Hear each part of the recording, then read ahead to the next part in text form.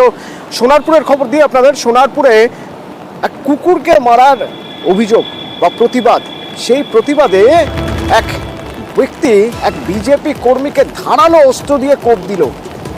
পশুপ্রেমী বলে পরিচিত এলাকায় ওই ব্যক্তি। পশুপ্রেমী হতেই পারেন, কিন্তু মানুষের উপর এত ক্ষোভ, এত রাগ। বিজেপি কর্মী স্ত্রী এবং ছেলের উপরেও হামলা।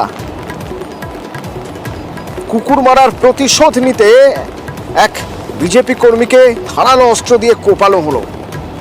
মূল অভিযুক্ত অর্চন ভট্টাচার্য গ্রেপ্তার।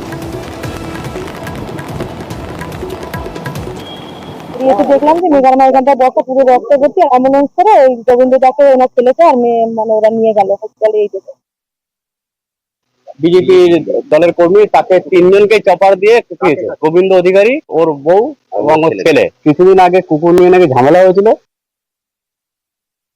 মানে কুকুরকে মারাকে কেন্দ্র করে একটা ইয়ে ছিল, সেই হিসাবে ওদেরকে সে গাজিয়ে ওদেরকে মেরেছে।